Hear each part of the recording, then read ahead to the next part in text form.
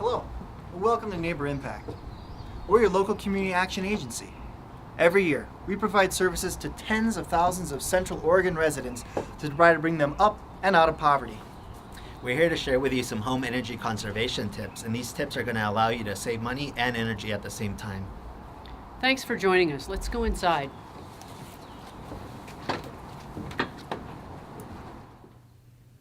Let's talk home heating. Did you know that heating your home can constitute upwards of 30 to 60% of your overall energy consumption in the home? With that being such a big percentage of consumption, we need to be more efficient and mindful of how we're heating our homes.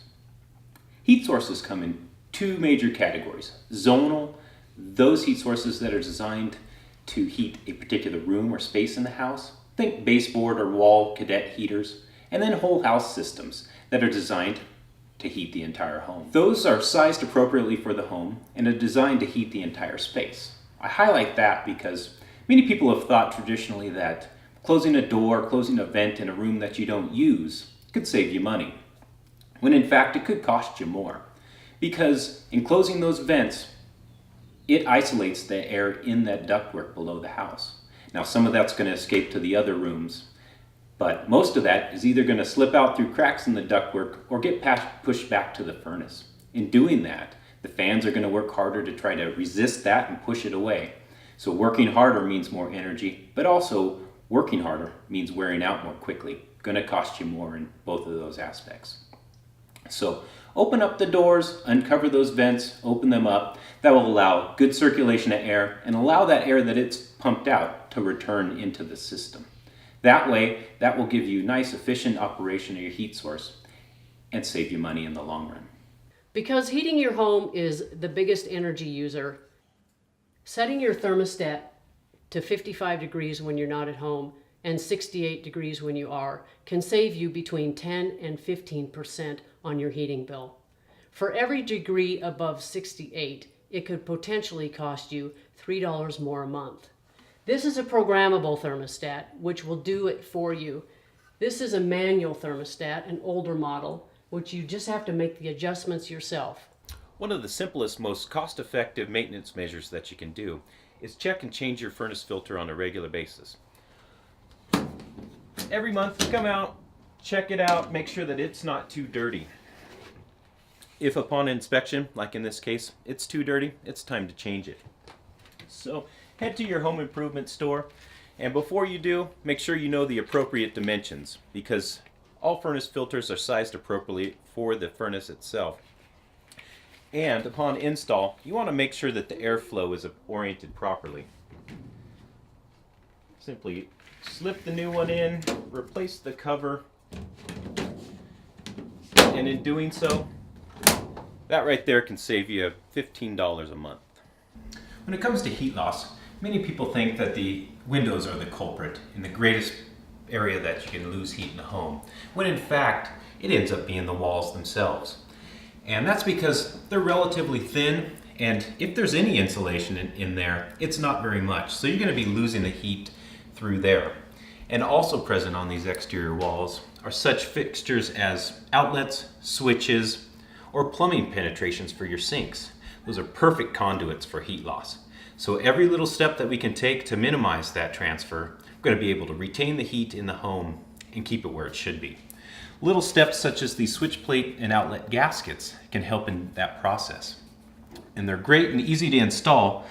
Just remove the existing switch plate or outlet cover, take the gasket, tuck it in behind, and simply reinstall the cover. And now you've got a nice airtight seal around that outlet. Great, let's talk about water. Did you know that water is generally the second largest utility cost in your home? And that your regular family of four uses about 400 gallons of water a day. That's a tremendous amount of use for a resource that's not only limited, but adds a lot of cost to your monthly utility bills. So let's think about all the different ways we use water. We of course have washing, bathing, you think about your irrigation that's running every day, and last but not least, all the time we spend in the kitchen doing some work. And so we're going to talk about the kitchen sink and how it impacts your daily water usage. What we're going to do now is test how warm our water is coming out of our faucet. So we'll find the faucet that's closest to the water heater. We're going to use some basic kitchen utensils. So you might have a thermometer in your home right now, and the temperature we're trying to reach is 120 degrees. That ensures maximum efficiency for the hot water coming out of your faucet, that we're not wasting electricity making it too hot. So we'll take our thermometer, we'll take a cup here, and we'll put it in the sink and see actually how warm this water is coming out of this particular tap. Now we've tested the water temperature, there may be need to make an adjustment. Real easy to do once you head out to the water heater. Just find the thermostat with a gas model, which is what we have here. The thermostat gauge is near the base. Just simply find it, make the adjustment accordingly. Now with electric water heaters, there's two thermostats, one near the middle and one at the base. Simply remove those covers, you'll find the dial, then you can make the adjustment. Did you know that the average top-loading washing machine uses about 40 gallons of water per load? That's an amazing amount of water for something as simple as washing a load of clothes. So if you use hot or warm water to wash a load of clothes, it uses 85% more energy than just a standard load of washing your clothes with cold water. Right now on the market, there are liquid and different detergents that are cold water compatible that help you save this energy cost at no additional cost as the same detergent that you're buying day in and day out. So next we're going to talk about installing a low flow shower head. Now these shower heads, when they first came out, they were more like taking a shower in mist than really getting bathed appropriately in your shower.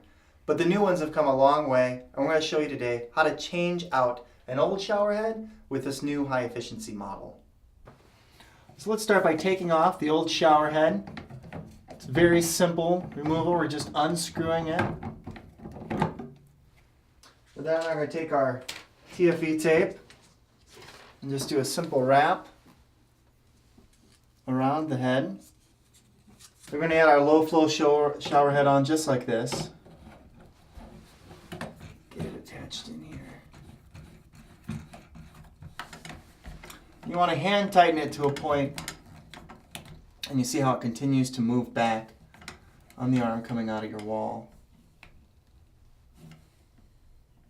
And that's pretty tight, but just to make sure we've got it on to where we want to use it, we'll take our pliers, give it a little turn here, one more turn to get a little tighter, and that's good. What you want to make sure is when you put the head on that it can still move around with some ease, but that you're not seeing any water, any gap back here. So next we're going to talk about some of the habits that you can change to shorten the amount of time you're in the shower. And there's a couple quick tools and tips that you may or may not know of that will help us save on our energy usage. So we replace the head, we have a low flow head on there, but we have that habit of staying in the shower a little bit too long. Well, we've got this nifty red stop sign timer that you can use, and as you turn it on the side, you can see the sand drips down, and this is a 5-minute timer, so it lets you know, hey, I've been in the shower 5 minutes, now it's time to get out. It's got a nice little suction cup on the back here, and you can just pop it in your shower and it works out great. Some appliances in your house, when plugged in and not in use, still use energy, like those that use a remote control or have a built-in clock. This is referred to as phantom load or standby load. So when practical, make sure to unplug those.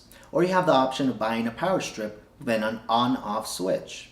This standby load can be accountable for up to 10% of energy use in your household, which adds up to $200 a year. One of the appliances that uses the most energy in your household is the refrigerator.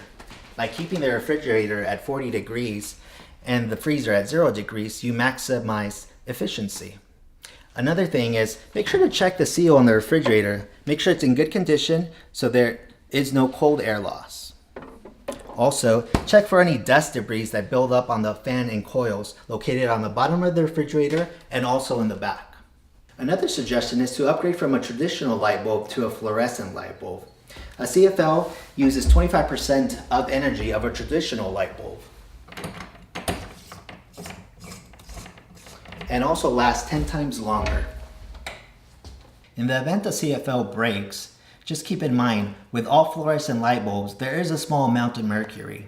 So open the windows, make sure to get some ventilation in, and gently sweep it or use a wet paper towel and dispose of it outside. Also, if a fluorescent light bulb burns out on you, make sure to take it to a local retailer where they take them in and recycle them properly. Well, thanks again for joining us. We hope that you've learned some new information about how we use energy in our homes and some tips and some resources on how to save energy and ultimately save money in the process. If you have any questions about this information or other services that are available from Neighbor Impact, feel free to give us a call. We're here to help.